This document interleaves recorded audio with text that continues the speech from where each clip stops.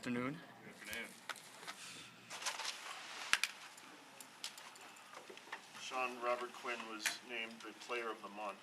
What have you seen from him from last year to this year, and how proud of you, or what are you of what he's accomplished? The second part was how proud of I am. I mean, extremely. Anytime a guy gets an honor like that is great for the person, and obviously it's great for our defense because individuals are able to get some accolades when you're playing pretty good, and he's playing really good right now. He's got a good streak going with sacks, and I think the biggest thing I've seen him with Coach Shuey is their relationship and his ability to understand everything that we're trying to do for him and with him in this defense, just like everybody else. But he's accepting those roles and he's excelling at them. And the thing, I said it to our guys on Monday, he's a prime example of somebody who's a vet, and a lot of times different based on the personality of the guys, they can get stuck in some ways, but he's excelling at everything that we're trying to teach him. And he's really taken it upon himself to keep improving at different techniques that sometimes he may not have done earlier in his career. And it's showing up on game day in a lot of different ways. Obviously, the first thing everybody sees is the sack production, but I mean his run play for us has been really good, and that's a credit to him. That he's still kind of engaged in that fashion. Coming into this game against an offense that can be so very multiple with a dynamic quarterback, do you kind of have to, game plan-wise, go into it and say, okay, maybe we'll concede this thing or that thing so long as we don't give up this thing? I know you're not going to go into specifics of what those things may be, but do you kind of have to pick and choose when you're dealing with an offense that can beat you in so many different ways? Yeah, I think that's a relevant question. I think that's an applicable question really every week in defense.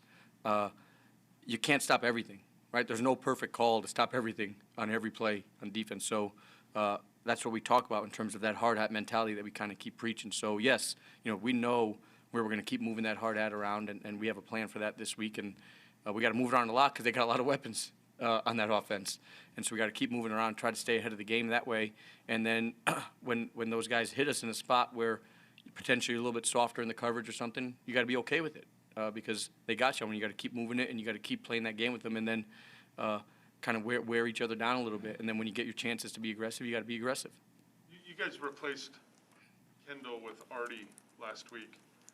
How do you keep Kendall kind of locked in and use this as something that he can grow from, so when his next opportunity arises, maybe he can answer the challenge? Yeah, and we talked about that I think the week before, where he's got to continue to stay engaged, and he's been engaged, and he's been great, and he's been taking many reps, even with the ones at times during practice as we rotate guys through, and so I think we had a good talk with him, and quite frankly, I probably should have played him more in the Detroit game. And the plan was to play him more from my end and Coach Deshays, and it kind of got away the way the game kind of flowed and everything. And so that sometimes happens, and I talked to Kendall right after the game too, and he understood it, and he knows that he's still an important part of our defense that we're going to need, and so he's been great, his approach. Sean, you talked about the weapons that Kyler has at his disposal. What strikes you about the depth of targets that he has and the versatility from the top four receivers to Ertz to everything that he's got to use? That's right. I guess the biggest thing is that they're distributing the ball all over the place. Obviously, when DeAndre Hopkins is back, and we expect him to be back, he's still the number one target, as he should be. I mean, he's earned that respect around the league with his play. But they're getting all those guys the ball in a variety of different ways, and they're getting them the ball in space. They're getting the ball over the top. They're getting the ball underneath in a lot of different ways. So they're doing a good job in terms of distributing the ball, and Kyler's doing a good job kind of playing that point guard as a quarterback and getting the ball out and getting to different people, extending plays when he needs to extend them, and then taking the shots downfield when he needs to take the shots downfield. What makes him unique, would you say? I mean, he's blossomed. What makes Kyler the number one ranked quarterback in the league right now?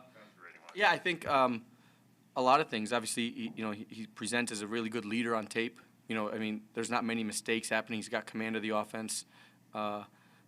He can obviously beat you with his arm strength and with his feet.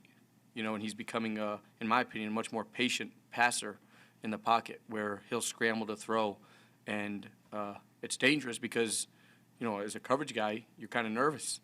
You know, is the guy going to throw it? Is he going to run it? Because he's a fast guy. He can still make you miss in the open field, and you see that on tape. So he's got all those traits that you got to defend. From a coaching standpoint, how difficult is it for you to take your lumps with, let Vildor take his lumps and maybe learn from it and be better, maybe even next year, as opposed to having somebody you think might be better now, like Burns? Is that a tough call? Yeah, that's right. That's always a tough call, and we got to find that balance, and that's part of our jobs, is to find that balance of taking the lumps, and we've been pretty balanced in terms of that. You know, he's played at a good point at some points throughout the season and flashed in a positive way. And so, you know, it's nothing against him. It's kind of just what we felt was a necessary change as a unit, and it's not a permanent change. I mean, this thing is every week, and it's really series by series for us in terms of we're talking on the headsets as a staff of, okay, you know, what are the guys we want to put out, and how do we want to go execute this next series and try to win this next series. You've been without Khalil for a while now. How has it impacted your play calling and your ability to do some of the things you want to do in certain situations?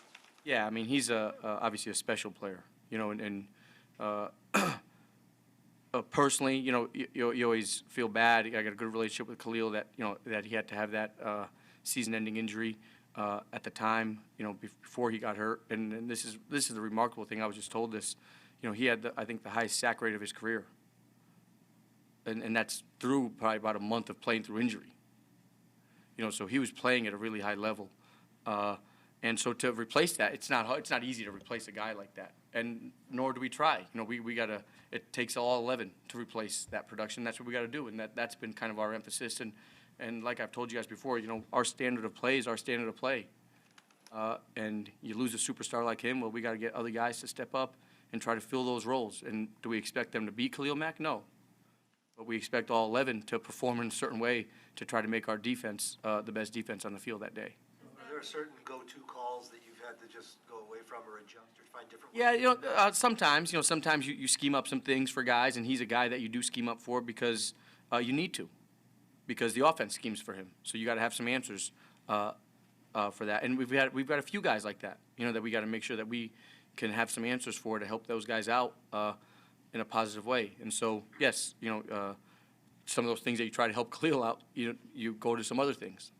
And we've got that, and we've shown that. You know, we've been still pretty good here in terms of sacking the quarterback, you know. Does his absence make Robert Quinn's value go up even more in what he's been able to do this season? I think what you saw is, I think they're both multipliers. So when they were both on the field together, I think they both multiplied each other's play. And so I don't know if Robert's been a highly valuable player for our defense anyways. So I wouldn't say his value goes up. I think Robert's the type of guy that, I mean, he knows that, okay, his partner in crime is down. You know, he's going to take some more ownership on himself to do some things, and he's done that. And that's a credit to him and the veteran that he is and the type of pro that he is. But, again, we try to make sure that Robert knows it's not just him. Right, it's all 11 that's got to replace a guy. It can't just be one person, and we don't ever want to put the burden on one person to win or lose a game the way we play defense here. You talk about keeping the standard is the same no matter who's in there, but you've had so many injuries. Yeah. I mean, I could go on and name them. You obviously know it's like half the defense. What's the greatest challenge in getting new guys coming in, and not just performing at a high level, but communication is the same? So before you had a whole bunch of veterans that have played together for 3-4 years, and now you got guys that literally were on other teams at the start of the season. Like what's Yeah, that what you said is the challenge, and that's our kind of tests our merits as coaches. You know, how good teachers we are, and how quickly we can disseminate information to our players, and how quickly they can process that and give it back to us. And then it's one thing to do in the classroom, as you guys can see. It's another thing to do it on the field when the bullets are flying.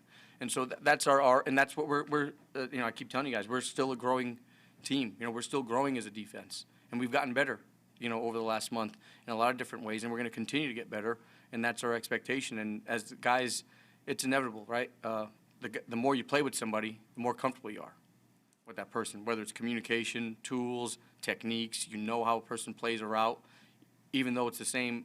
It could be man coverage, but everybody plays the man coverage a little bit differently. And so you know where this guy's going to be. And so that takes time. It takes time to build, and it takes time to process. And, you know, necessarily when you're in the middle of the season, you don't have time. And so you got to get it done in a faster way, and that's what we try to do. John, we've talked to you. talked to you previously about Jalen Johnson's mindset. He comes in here and says that he's very confident in his preparation, very confident in his ability. It seems like he's got increasing confidence in his voice, and I'm curious from your seat whether you sense him emerging as a guy that is becoming a voice and a leader for you in that regard. Yeah, I do. I think he's earned that right, and I think he's taken on that responsibility. And everybody kind of grows as a vocal leader in different ways, and everybody's not a vocal leader, and that's okay. But yeah, I do think that he's feeling more comfortable, and I think, quite frankly, that comes from a few things. It comes from his preparation, like you said. He knows the way he's preparing is helping him play at a certain level, and so when you have that preparation, then you have the output on game day. That's how you can feel a little bit more confident with your voice, and he's earned that right. One last thing on Vildor, because that's such a critical position, and he's been a starter. What are indications you see that he does learn well, and that he can learn from mistakes, or are these things that are physical, that maybe he's just, not at that level, or whatever? How do you make that determination, looking forward as far as trying to get back in the groove? Right. That's part of our process and the relationships that we build with our players. When you're in a meeting room and you're with the person every day for a long time, you can see where the guy is improving mentally. And then on the field, you got to make sure it matches.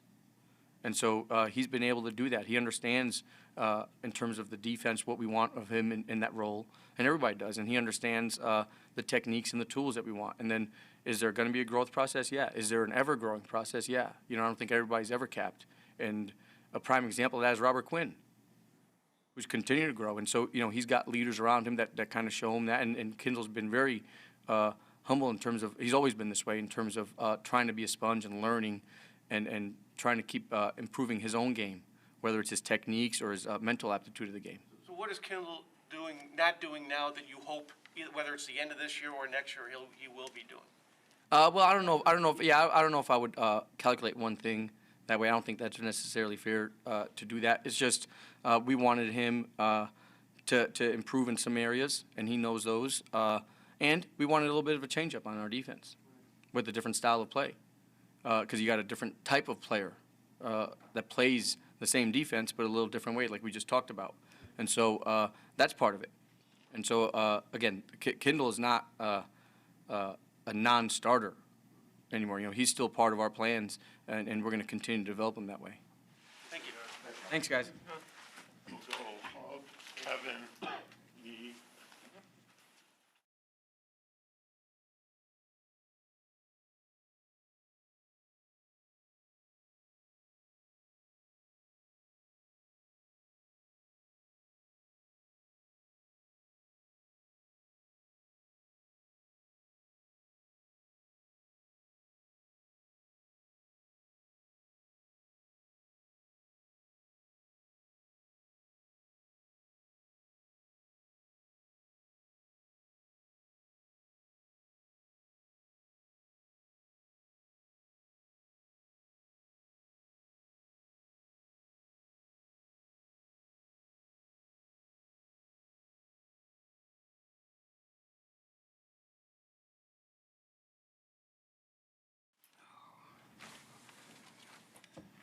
There are obviously some things that Justin's athleticism allows you to do as a play caller. What are the things that Andy's experience allows you to do that maybe Justin's inexperience doesn't quite allow you to do just yet? Well, Andy has seen a lot, and he's probably over time been tricked and fooled like all quarterbacks get at some point. And so we all learn from experience. Wisdom comes from experience. And so you got a guy who's I don't want to say seen it all. That's an exaggeration, but seen a lot. And so he can foresee some things that are happening, especially if something comes up that maybe we didn't see on tape and didn't plan for. I think this defensive coordinator was actually with Andy in Cincinnati, so they know each other. They've known each other a long time, and he's played against them in the past since then. So there could be some things that pop up, from them knowing each other. I just think so. I think that experience over time hopefully gets you to the point where you're not surprised. One of the great things a quarterback has to be able to do is learn quickly and react and adjust. Sometimes something happens on the game field you're not ready for, it might come up again before you get to the sideline or maybe before halftime. And so I think Andy's experience allows him to be ready to make the adjustment fast, sometimes without the ability to come talk to the coaches. Tracing back to the end of the Lions game, that last drive, 8.5 minutes come off the clock, you guys get the final result you're wondering. What were your biggest takeaways from the entire execution of that 18-play series? I think we tried to use our entire offense. I shouldn't say entire. I think we tried to use a lot of offense. I think we changed personnel groups. We ran the ball. We had David Montgomery take a snap. We threw the ball. We had to convert third downs. I think if I remember correctly, it seems like a long time ago now, I think it was 7 run, 7 pass until before we hit the penalty that they had, and then really 3 situational plays. So when you kind of look at the big picture of it, was a lot of different football that we did. We executed, not every play was perfect, but we had a play that maybe wasn't real good, and so now we had a 2nd and 11, and we converted it without having to get the third down. So I just think the guys handled a ton of football. Nobody blinked. There was no panic based on the situation. Of course, when you get the ball at 8.5 minutes, you don't know it's going to be your last drive. But I just think they handled a lot of different football, a lot of different situations. They got 0 blitzed by the Lions. They got a bunch of different stuff happen to them. As you saw in the timeout that the Lions tried to take, there was a whole bunch of at-the-line stuff happening. And I thought the guys handled a lot of football, and sometimes that's what it takes, to win a game, and so that was pretty good. Previously about obviously needing much more significant growth out of the offense as a whole, but it's 3 straight games where in the late stages of the fourth quarter you guys have gone down and gotten a drive. What does that tell you about growth, I guess, in this offense? Well, I don't want to downplay winning because that's the most important thing, whatever we have to do to win. The Las Vegas game we won without a whole lot of points, and we all were ecstatic that we won the game. The game played a certain way. So winning is most important. But when you look at the last 3 weeks, I think some of the things that we've talked about in this room before, I think it's 3 weeks in a row and we've been over 7 yards a pass per pass attempt. Sometimes we've thrown it more than others. But there's been some growth that way in the passing game. There's been some growth, like you said, at the end of the game, critical spots with both quarterbacks. It was just so you have to say the offense as a whole, keeping their poise. We've had to do it both on the road and at home. So when you talk about the different cadences and being crisp with the different procedures, you'd like to think. I think the part of your goal as a coach is to watch your team get better as the year goes on, and so I'm trying to highlight the things I think we've gotten better at. We still got ways to go. I know you've lost 2 of those games that Dan was talking about, but in all 3 games, like he said, you're down, you're losing, get the ball at the end of the game, you march down the field, you get the points to go ahead. What kind of confidence does that give the offense for future situations when you're in there, in situations like that? Well, I think that's a good question to ask those guys, because really what you're talking about is when they're in the huddle. It's easy for me to answer, right? But they're the ones that are out there. You talk to Sam Mustapher and those guys who have to make all the calls. I think that's a great question to ask them if they approach it differently now.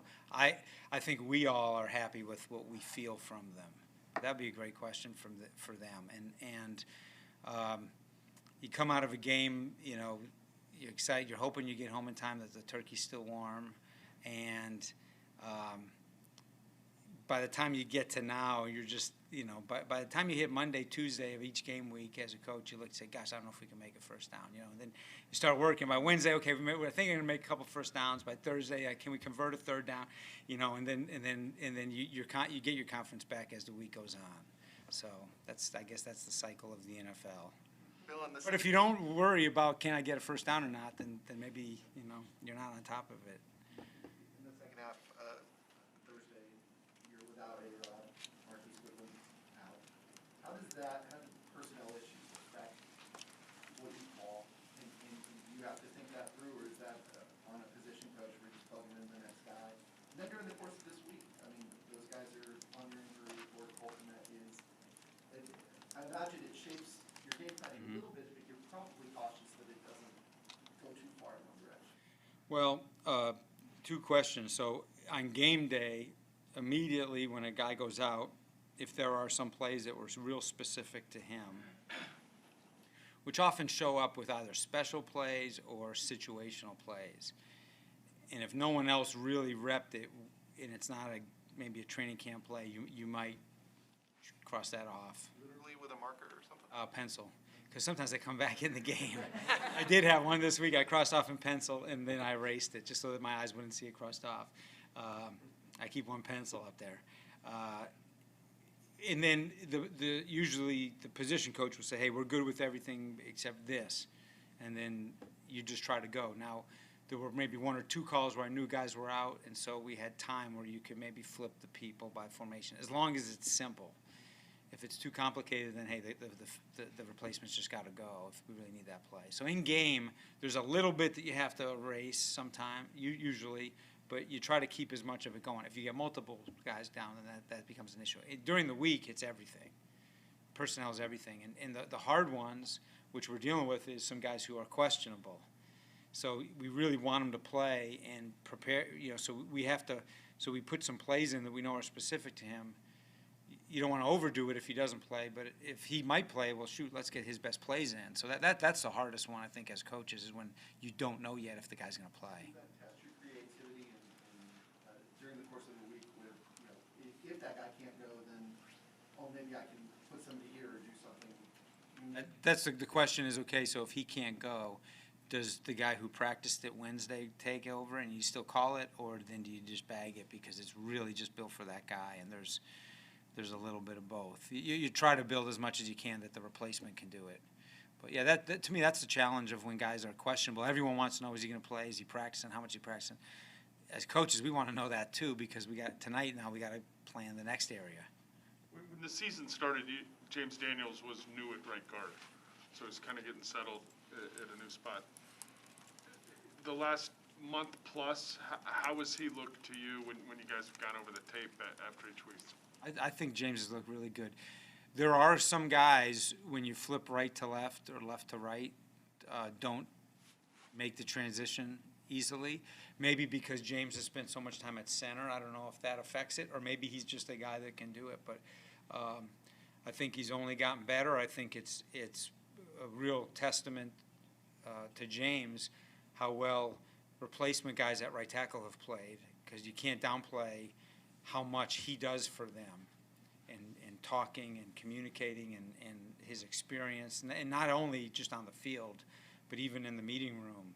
Hey, this is how we'll handle that. This is the call I'll make. So I think the way we've been playing with replacement guys at right tackle also is a credit to James.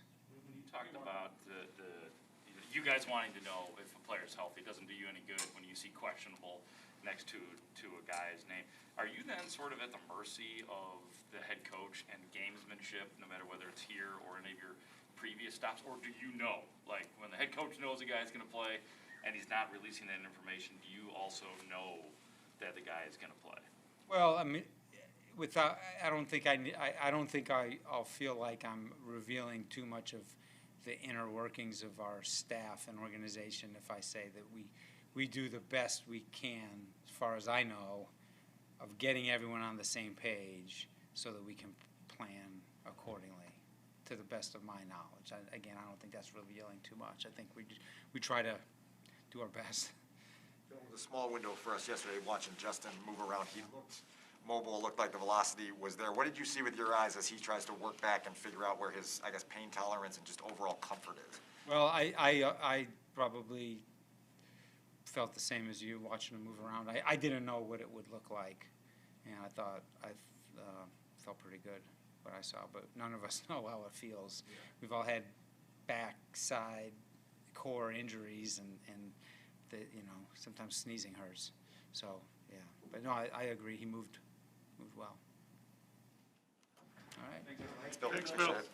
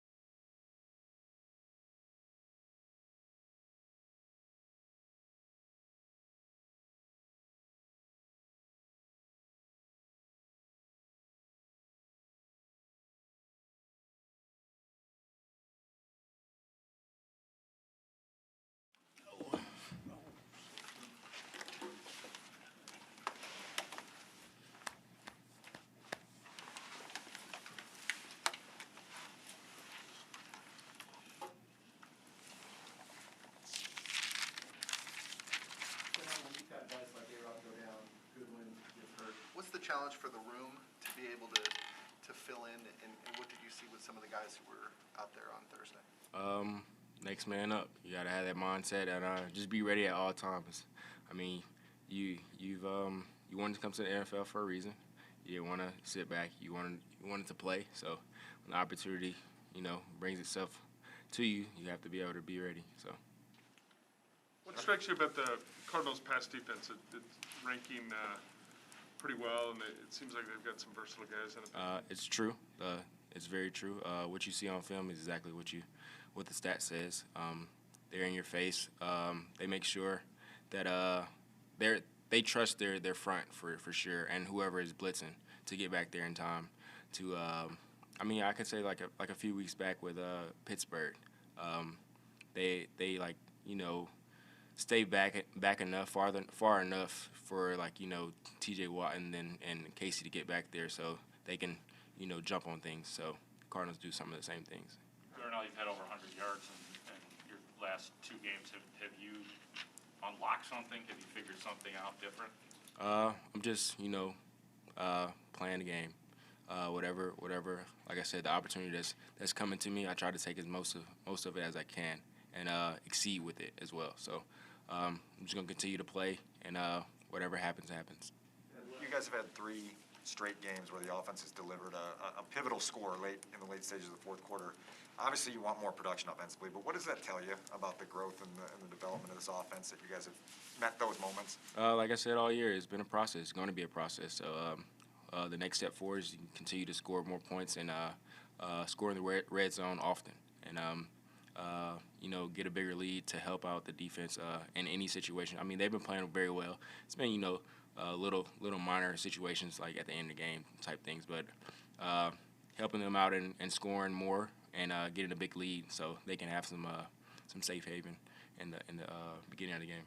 How much confidence, though, does it give you guys as an offense? The last 3 games, you guys have been trailing in the huddle late in the game, and you move down the field to take the lead. Very, very, very much a lot of confidence. Like I said, with anything, confidence builds. Confidence is everything. If you don't have confidence to do anything, you're not going to be able to do well in your job. So confidence is the main deal. So. What was the sense when you guys did it twice, like I said? And Yeah. What was the sense when you got, not that you knew it was going to be the last drive because there was like 8.5 minutes left, but what was the sense when you guys got the ball down 14-13? You talking about like within the whole offensive months? It's like, Oh, we were cool. We were calm. It was like a couple of plays. The interception that was a touchdown. Guy made a good play. I can't remember. It was the drive with Jimmy. Got the touchdown. It's been a lot of things. A lot of times we're getting down there, just a minor thing may hiccup or anything. So we have the confidence that we can get down there. It's just a matter of scoring while we're down there. So we were good mindset wise. So. Just over a year and a half into your career, what's the experience been like for you on the field, being the number 1 guy? I think of myself as a guy, and I expect a lot of things out of myself. So regardless of what others may think of me or put me in a position or rank me wise, I feel like I'm a top receiver, and I believe in myself highly. So nothing to shade away from what I've done. It's just like I have a good mindset for myself. So. Before Justin got hurt, how had the offense kind of taken on his personality, and how had the offense kind of been sculpted to match what he does well? Like on the scramble drill, he loves scrambling drill. He loves throwing the ball deep. That's some things that we had to, know that the play isn't dead when he gets out of the pocket and when he extends plays. And so it was something like that. That's something we adapted to. And his demeanor in the huddle, he's a calm guy often. Doesn't really say too much, but when it's said, it's heard very well. So. How did he look to you yesterday as he kind of works back and tries to get comfortable again? With Justin, just in terms of the way he was moving around, throwing it. Oh, at practice. Yeah. Oh, I didn't see him. I didn't see him at all. I was wanting to see how he was doing. I asked him after practice wise, how did he feel and everything. So, he's chopping it up with me. He's saying he's feeling good. So, we'll see. Thanks, Tom. Volunteers?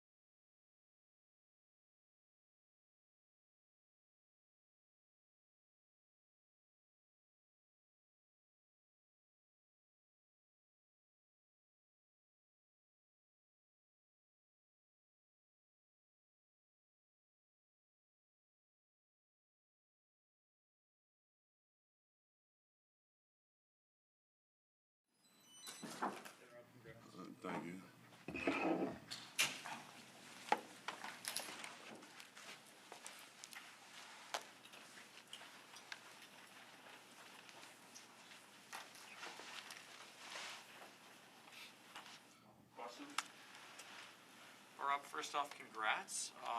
How'd you find out about the recognition today?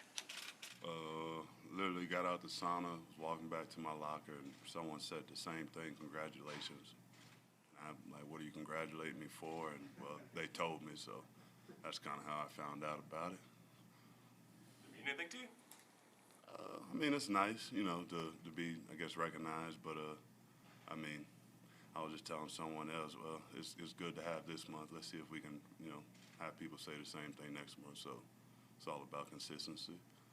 Individually, what does this season mean to you, just in terms of your ability to bounce back from a year ago, to be productive consistently for, you know, it's been 3 months now?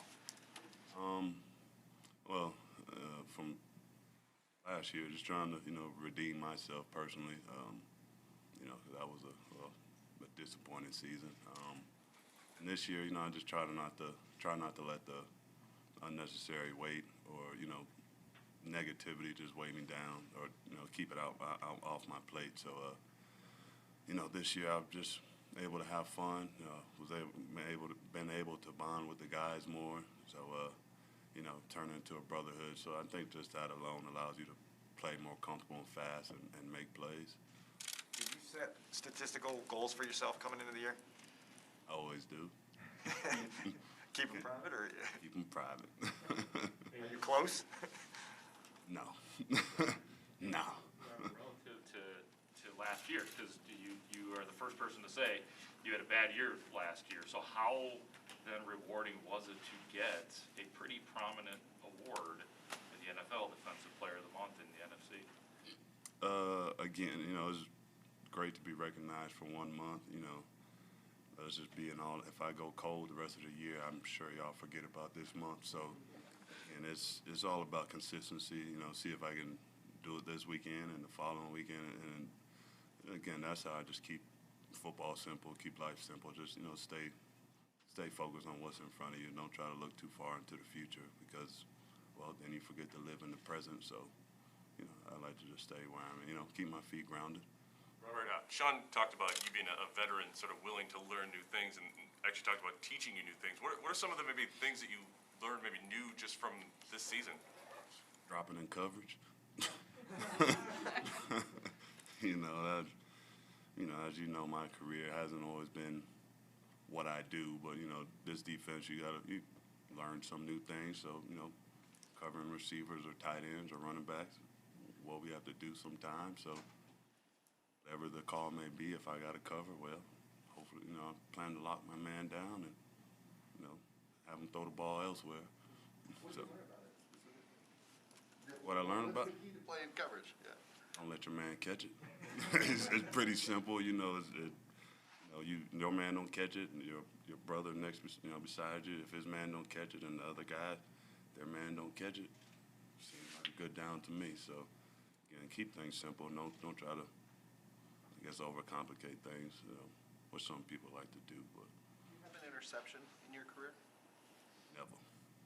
High school, college, pros, never have one. I guess I get paid to do something else. You know, I leave the interceptions to the DBs and linebackers. So if one fall in my hand, I won't say I won't take it, but hey, I think I was brought here to do something else. Robert, you mentioned your ability to be around your teammates more often this year than obviously the restrictions allowed you to be last year. For you personally, how is that valuable to creating sort of the energy and the mindset and everything that you need to be successful? Well, I guess early in my career, you know,